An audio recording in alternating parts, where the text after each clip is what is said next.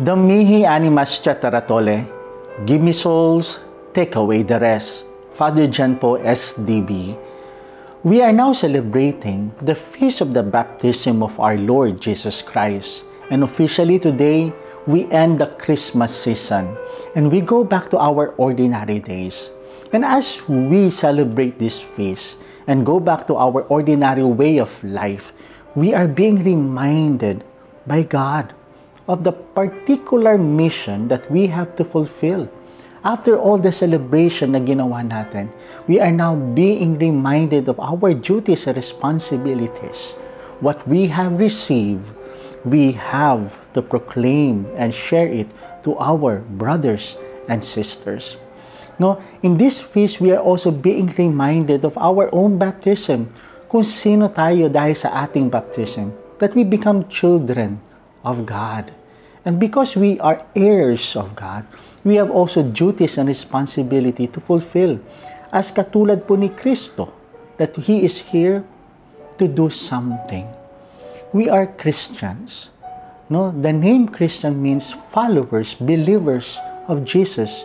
Jesus whom we have received during Christmas. No, God became man to save us from our sins.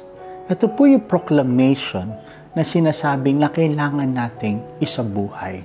Because in our first reading, ang sinasabi po dito, we have to proclaim and we are saying, comfort. Bring comfort to the people around us because God is with us. Do not be afraid in all the trials, pains, and sufferings that you will be facing.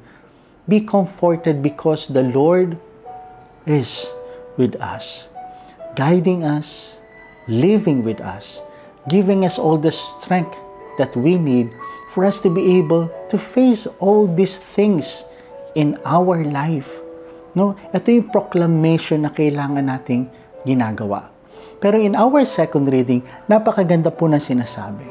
Not only by words that we're going to proclaim Jesus, but also in our actions. The second reading is reminding each and every one of us.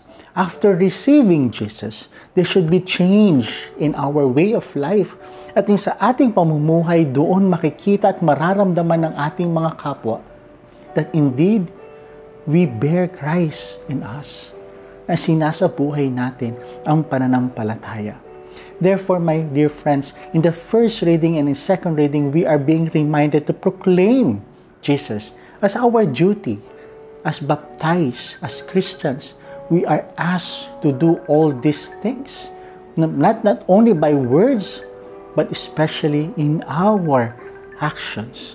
In our action, people will see and experience God's presence in us. And in our gospel for today, taken from the Gospel of Luke, chapter 3, verse 15 to 16, 21 to 22, dito po napakaganda. Because here, pinakilala kung sino si Jesus. God Himself said, "This is my beloved Son, in whom I am well pleased." This is the foundation. This is what we believe.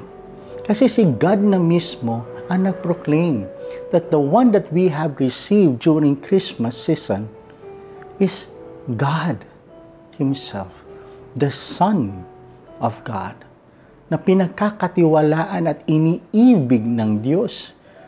Siya ang minamahal na anak ng Diyos at He has given it to us.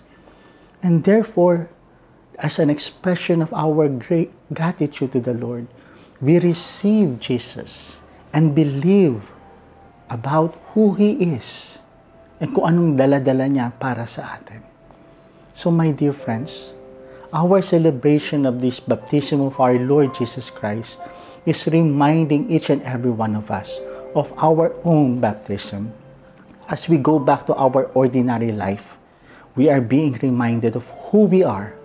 We are Christians, believers and followers of Jesus, who is our God, who became man to save us from our sins.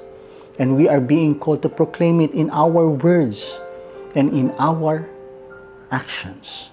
so that at the end, like in our gospel, the Lord will be able to say to us, "You are my son.